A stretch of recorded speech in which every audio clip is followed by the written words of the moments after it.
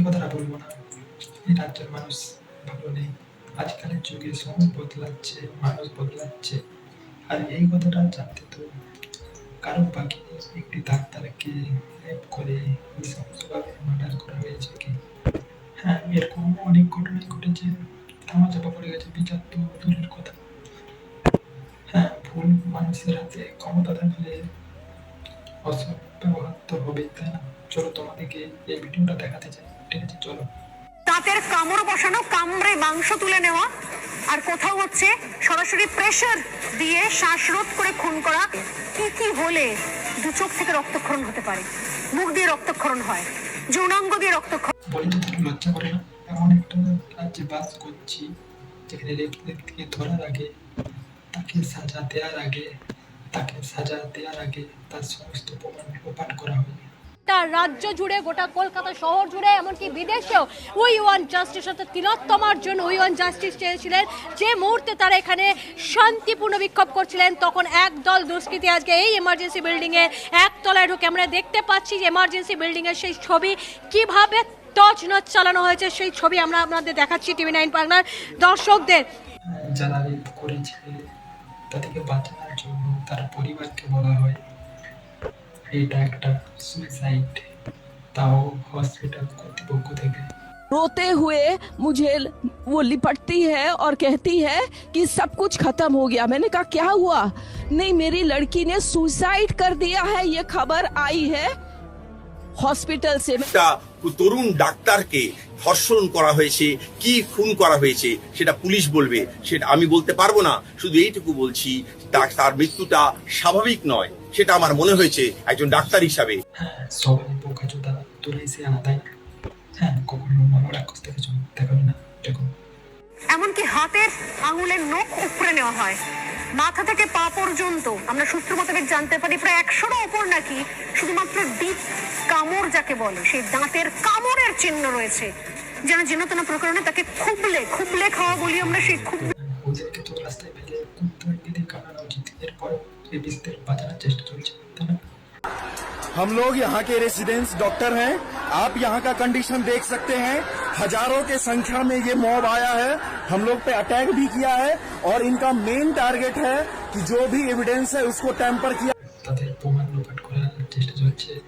আর বড় বড় বিক্ষোভ মিছিলে তাদেরকে হয়তো খুঁজে পাওয়া যাচ্ছে না। আমার ভুল হয়েছে, ক্ষমা করে দেন। যৌনাঙ্গ দিয়ে রক্তক্ষরণ হয়, যৌনাঙ্গে আটকে দেওয়া হয় মাথার চুলের। বিশ্বাস করে তোদেরকে যদি একবার পেতো মানুষজন বাইরে হয়, কেউ ওই অভিনেত্রীগুলো দেখেছো যারা ভোটের সময় ঘোরাঘুরি করছিল? একটু খোঁজ পেলে জানো তো তোমরা? মানে বিদ্যার একটা সীমা থাকে, সেটা না পেরানো তাহলে হয়তো আপনারা এসে প্রোটেক্ট করবেন। আমরা মুখের দিকতেই অনেক মা বোন যে বসে আছে পাচ্ছে, হাজার হাজার মানুষ তাকিয়ে আছে। সব গঙ্গায় ভাসিয়ে দিয়েছি আমরা, আর কিচ্ছু চাই না, কিচ্ছু না, শুধু যেন যে করেছে তার যেন চরম থেকে চরমতর শাস্তি। আর এই রেপিস্টগুলোকে এখন বাঁচানোর চেষ্টা চলছে। বলছি, যদি মরণ হয় না, এত পাপ নিয়ে রাত্রে ঘুমাস কি করে? জানি না। মৃত্যু থেকে তো করে মা বোন আছে, তাদের চোখের দিকে চোখ রেখে কথা বলতে পারিস তো? আমার প্রোফাইলে অনেকগুলো মানুষ আছে যারা ভোটের সময়, হ্যাঁ, তাদেরকে তো এখন খুঁজে পাওয়া যাচ্ছে না, কোথায় যেন দেওয়া হয়ে গেছে। इसका कारण है मेरा बदनामी हो रहा है, मेरा बदनामी हो रहा है सोशल मीडिया में, मेरा मुख पे कुछ भी बोली जा रहा है। इसके कारण से, और एक ये जो लड़की का डेथ हुआ डॉक्टर, ये लड़की मेरा लड़की जैसा है। एक पेरेंट्स होने का नाते मैं रेजिग्नेशन देना सोचता हूँ। এটা হাস্যকর এই দেশের জনগণের জন্য। সন্দীপ ঘোষ, এদিকে আয়। এই তো বাবা, আমারটা একটু, যাই হোক, তো এই আমাদের প্রিন্সিপালের একটু ইতিহাস থেকে আছে, চলো। তখন সন্দীপ না, doctor S Ghosh, orthopaedic surgeon, এই বাড়িতেই চিকিৎসার জন্য লোকজন আসতো। তার বাড়িতে একবার একটা গন্ডগোল হলো, আমরা সবাই আসলাম। গন্ডগোলটা কি, যে তার ওয়াইফ, সেই সময়কার ওয়াইফ, তার বাচ্চা হয়েছে মাত্র 14 দিন, সেই অবস্থায় তাকে প্রচণ্ড পেটে লাথি মারে। কথা ভালো ছিল না, ব্যবহার অত্যন্ত খারাপ ছিল, ওনার মায়েরও ব্যবহার ওনার থেকে আরও বেশি খারাপ ছিল।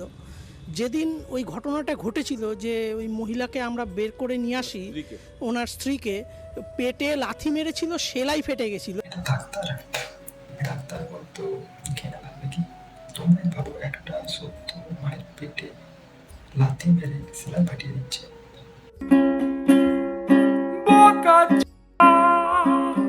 সবুজ আবিরের পিছনে অনেক কিছু আছে। তোদের টাইম হয়ে এসেছে। বাপ খুব ছাড়ে না, জানিস তো? তোদের টাইম ঘনিয়ে এসেছে। শহরের বাচ্চাগুলো ভেবেছিল রেপ করে বেঁচে যাবে, কিন্তু এত এরকম হবে বলে কেউ ভাবতে পারেনি তারা।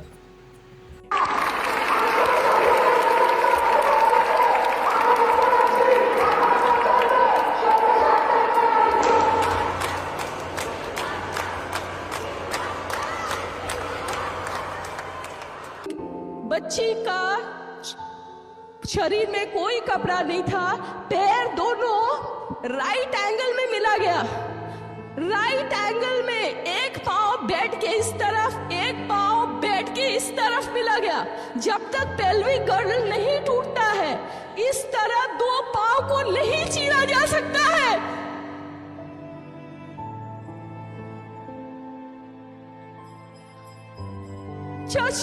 चश्मे को कूटा गया, जिसकी वजह से आंखों से खून निकल गया। गले में हाथ गला दबाकर मारा गया। এটাই হলো আমাদের শিক্ষাগত দেশ। তাই এরকম দিনে এরকম একটা পরিস্থিতি হয়ে গেল।